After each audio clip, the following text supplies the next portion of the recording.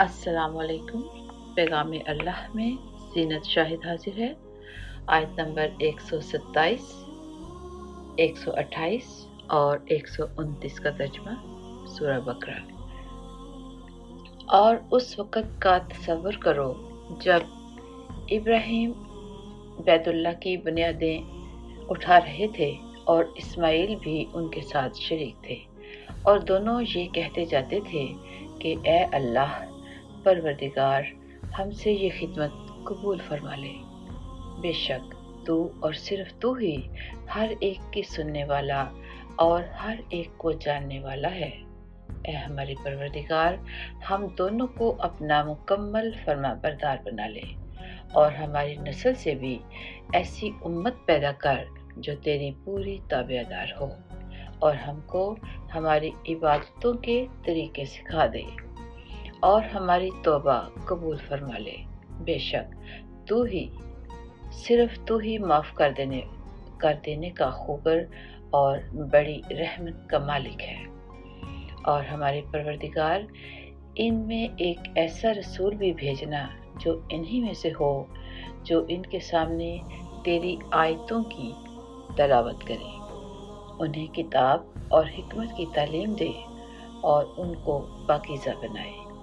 बेशक तेरी और सिर्फ तेरी ज़ात वो है जिसका इक़्तिदार भी कामिल है, जिसकी हिकमत भी कामिल है। आयत नंबर 130 और 131। और कौन है जो इब्राहीम के तरीके से इनहराफ करे, सिवाय उस शख्स के जो खुद अपने आप को हमाकत में मुब्तला कर चुका हो। हकीकत तो ये है कि हमने दुनिया में उन्हें अपने लिए चुन लिया था और आखिरत में उनका शुमार सालिहीन में होगा। जब उनके परवरदिगार ने उनसे कहा कि सर तस्लीम खम कर दो, तो वो फौरन बोले, मैंने रब्बुल आलमीन के हुक्म के आगे सर झुका दिया। आयत नंबर 132, 133 और 134।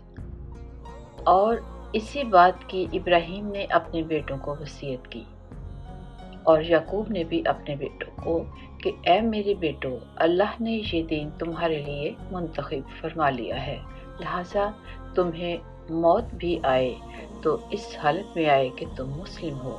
क्या उस वक़्त तुम खुद मौजूद थे जब याकूब की मौत का वक़्त आया था, जब उन्होंने अपने बेटों से कहा था कि तुम मेरे बाद किसकी इबादत करोगे? उन सब ने कहा था कि हम उसी एक अल्लाह की इबादत करेंगे जो आपका माबूद है और आपके बाप दादों इब्राहीम, इस्माइल और इसहाक का माबूद है, और हम उसी के फरमाबरदार हैं। वो एक उम्मत थी जो गुजर गई, जो कुछ उन्होंने कमाया वो उनका है, और जो कुछ तुमने कमाया वो तुम्हारा है, और तुमसे ये नहीं पूछा जाएगा कि वो क्या अमल करते थे। आयत नंबर 135, 136, 137 और 138। और ये यहूदी और ईसाई मुसलमानों से कहते हैं कि तुम यहूदी या ईसाई हो जाओ, राह रास्त पर आ जाओगे। कह दो कि नहीं, बल्कि हम तो इब्राहीम के दीन की पैरवी करेंगे जो ठीक ठीक सीधी राह पर थे, और वो उन लोगों में से न थे जो अल्लाह के साथ किसी को शरीक ठहराते हैं। मुसलमानों, कह दो कि हम अल्लाह पर ईमान लाए हैं और उस कलाम पर भी जो हम पर उतारा गया, और उस पर भी जो इब्राहीम अलैहिस्सलाम, इस्माइल अलैहिस्सलाम, इसहाक अलैहिस्सलाम, याकूब अलैहिस्सलाम और उनकी औलाद पर उतारा गया, और उस पर भी जो मूसा अलैहिस्सलाम और ईसा अलैहिस्सलाम को दिया गया, और उस पर भी जो दूसरे पैगंबरों को उनके परवरदिगार की तरफ से अता हुआ। हम इन पैगंबरों के दरमियान कोई तफरीक नहीं करते, और हम उसी एक अल्लाह के ताबिया फरमान हैं। इसके बाद अगर ये लोग भी इसी तरह ایمان لے آئیں جیسے تم ایمان لائے ہو تو یہ راہ راست پر آ جائیں گے، اور اگر یہ منہ موڑ لیں تو در حقیقت وہ دشمنی میں پڑ گئے۔ اب اللہ تمہاری حمایت میں عنقریب ان سے نمٹ لے گا، اور وہ ہر بات سننے والا، ہر بات جاننے والا ہے۔ اے مسلمانوں، کہہ دو کہ ہم پر تو اللہ نے اپنا رنگ چڑھا دیا ہے، اور کون ہے جو اللہ سے بہتر رنگ چڑھائے، اور ہم اسی کی عبادت کرتے ہیں۔ آیت نمبر 139، 140 اور 141۔ کہہ دو کہ کیا تم ہم سے اللہ کے بارے میں حجت کرتے ہو، حالانکہ وہ ہمارا بھی پروردگار ہے اور تمہارا بھی پروردگار۔ یہ اور بات ہے کہ ہمارے اعمال ہمارے لیے ہیں اور تمہارے عمل تمہارے لیے، اور ہم نے تو اپنی بندگی اسی کے لیے خالص کر لی ہے۔ بھلا کیا تم یہ کہتے ہو کہ ابراہیم علیہ السلام، اسماعیل علیہ السلام، اسحاق علیہ السلام، یعقوب علیہ السلام اور ان کی اولادیں یہودی یا نصرانی تھیں؟ مسلمانوں، ان سے کہو، کیا تم زیادہ جانتے ہو یا اللہ؟ اور اس شخص سے بڑا ظالم کون ہوگا جو ایسی شہادت کو چھپائے جو اس کے پاس اللہ کی طرف سے پہنچی ہو؟ اور جو کچھ تم کرتے ہو اللہ اس سے بے خبر نہیں ہے۔ بہرحال وہ ایک امت تھی جو گزر گئی، اور جو کچھ انہوں نے کمایا وہ ان کا ہے، اور جو کچھ تم نے کمایا وہ تمہارا ہے، اور تم سے یہ نہیں پوچھا جائے گا کہ وہ کیا عمل کرتے تھے۔ آیت نمبر 142 اور 143۔ اب یہ بے وقوف لوگ کہیں گے کہ آخر وہ کیا چیز ہے جس نے ان مسلمانوں کو اس قبلے سے رخ پھیرنے پر آمادہ کر دیا جس کی طرف وہ منہ کرتے چلے آ رہے تھے۔ آپ کہہ دیجئے کہ مشرق اور مغرب سب اللہ ہی کی ہیں، وہ جس کو چاہتا ہے سیدھی راہ کی ہدایت کر دیتا ہے۔ اور مسلمانوں، اسی طرح ہم نے تم کو ایک معتدل امت بنایا ہے تاکہ تم دوسرے لوگوں پر گواہ بنو، اور رسول تم پر گواہ بنے۔ اور جس قبلے پر تم پہلے کاربند تھے اسے ہم نے کسی اور وجہ سے نہیں بلکہ صرف یہ دیکھنے کے لیے مقرر کیا تھا کہ کون رسول کا حکم مانتا ہے اور کون الٹے پاؤں پھر جاتا ہے۔ اور اس میں شک نہیں کہ یہ بات تھی بڑی مشکل، لیکن ان لوگوں کے لیے ذرا بھی مشکل نہ ہوئی جن کو اللہ نے ہدایت دے دی تھی، اور اللہ تعالیٰ ایسا نہیں کہ تمہارے ایمان کو ضائع کر دے۔ در حقیقت اللہ لوگوں پر بہت شفقت کرنے والا، بڑا مہربان ہے۔ آیت نمبر 144۔ اے پیغمبر، ہم تمہارے چہرے کو بار بار آسمان کی طرف اٹھتے ہوئے دیکھ رہے ہیں، چنانچہ ہم تمہارا رخ ضرور اس قبلے کی طرف پھیر دیں گے جو تمہیں پسند ہے۔ لو اب اپنا رخ مسجد حرام کی سمت کر لو، اور آئندہ جہاں کہیں تم ہو اپنے چہروں کا رخ نماز پڑھتے ہوئے اسی کی طرف رکھا کرو۔ اور جن لوگوں کو کتاب دی گئی ہے وہ خوب جانتے ہیں کہ یہی بات حق ہے اور ان کے پروردگار کی طرف سے آئی ہے، اور جو کچھ یہ کر رہے ہیں اللہ اس سے غافل نہیں ہے۔ آیت نمبر 145، 146 اور 147 کا ترجمہ۔ اور جن لوگوں کو کتاب دی گئی تھی اگر تم ان کے پاس ہر قسم کی نشانیاں لے آؤ تب بھی یہ تمہارے قبلے کی پیروی نہیں کریں گے، اور نہ تم ان کے قبلے پر عمل کرنے والے ہو، نہ یہ ایک دوسرے کے قبلے پر عمل کرنے والے ہیں۔ اور جو علم تمہارے پاس آ چکا ہے، اس کے بعد اگر کہیں تم نے ان کی خواہشات کی پیروی کر لی تو اس صورت میں یقیناً تمہارا شمار ظالموں میں ہوگا۔ جن لوگوں کو ہم نے کتاب دی ہے وہ اس کو اتنی اچھی طرح پہچانتے ہیں جیسے اپنے بیٹوں کو پہچانتے ہیں، اور یقین جانو کہ ان میں سے کچھ لوگوں نے حق کو جان بوجھ کر چھپا رکھا ہے، اور حق وہی ہے جو تمہارے پروردگار کی طرف سے آیا ہے، لہذا شک کرنے والوں میں ہرگز شامل نہ ہو جانا۔ آیت نمبر 148 اور 149۔ اور ہر گروہ کی ایک سمت ہے جس کی طرف وہ رخ کرتا ہے، لہذا تم نیک کاموں میں ایک دوسرے سے آگے بڑھنے کی کوشش کرو۔ تم جہاں بھی ہوگے اللہ تم سب کو اپنے پاس لے آئے گا، یقیناً اللہ ہر چیز پر قادر ہے۔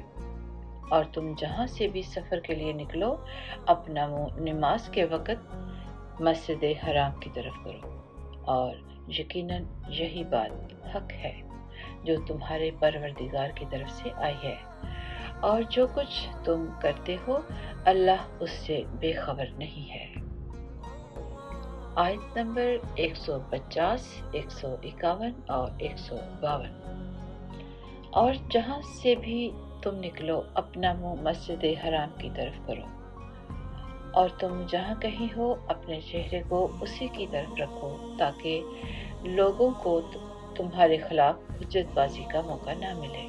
البتہ ان میں جو لوگ ظلم کے خوگر ہیں وہ کبھی خاموش نہ ہوں گے، سو ان کا کچھ خوف نہ رکھو، ہاں میرا خوف رکھو، اور تاکہ میں تم پر اپنا انعام مکمل کر دوں اور تاکہ تم ہدایت حاصل کرو۔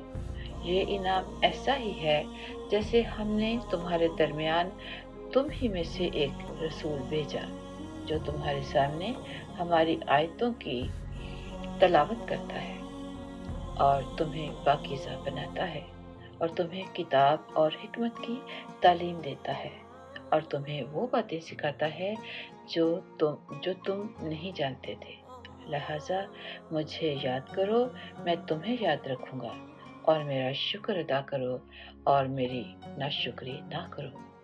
آیت نمبر 153، 154 اور 155 کا ترجمہ۔ اے ایمان والو، صبر اور نماز سے مدد حاصل کرو، بے شک اللہ صبر کرنے والوں کے ساتھ ہے۔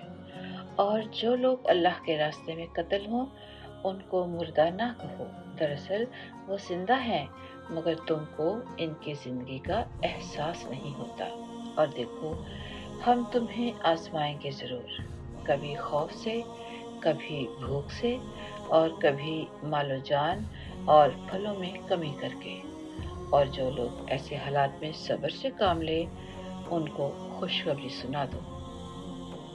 آیت نمبر 156 اور 157۔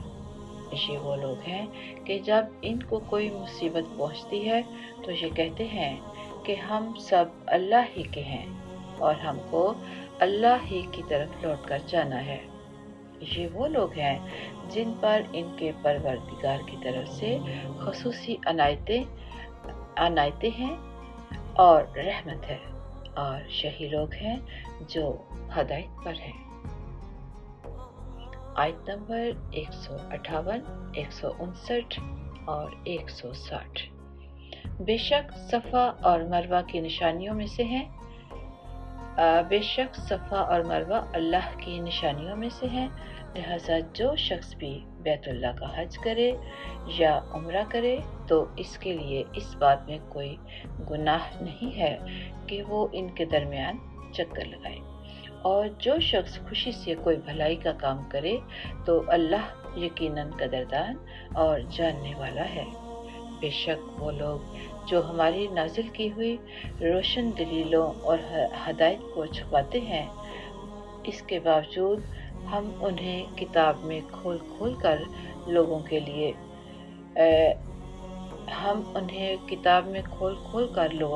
بیان کر چکے ہیں تو ایسے لوگوں پر بھی اللہ کی لعنت بھیجتا ہے، اور دوسرے لعنت کرنے والے بھی لعنت بھیجتے ہیں۔ ہاں، وہ لوگ جنہوں نے توبہ کر لی ہو، وہ اپنی اصلاح کر لی ہو اور چھپائی ہوئی باتوں کو کھول کھول کر بیان کر دیا ہو، تو میں ایسے لوگوں کی توبہ قبول کر لیتا ہوں، اور میں توبہ قبول کرنے کا خوگر ہوں، بڑا رحمت والا۔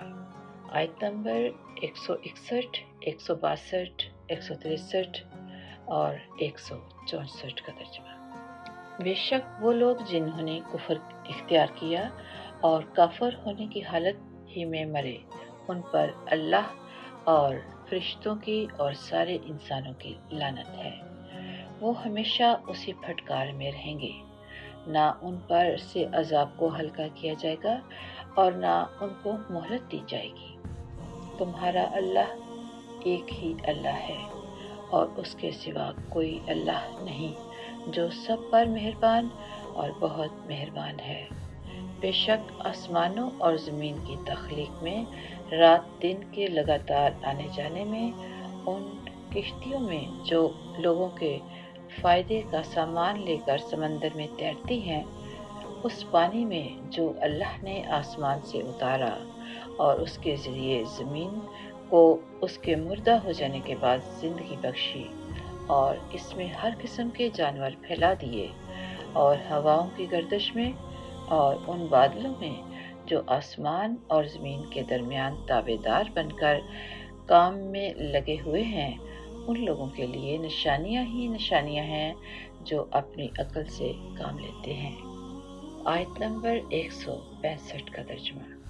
اور اس کے باوجود لوگوں میں کچھ وہ بھی ہیں جو اللہ کے علاوہ دوسروں کو اس کی خدائی میں اس طرح شریک کر دیتے ہیں کہ ان سے ایسی محبت رکھتے ہیں جیسے اللہ کی محبت رکھنی چاہیے، اور جو لوگ ایمان لا چکے ہیں وہ اللہ ہی سے سب سے زیادہ محبت رکھتے ہیں۔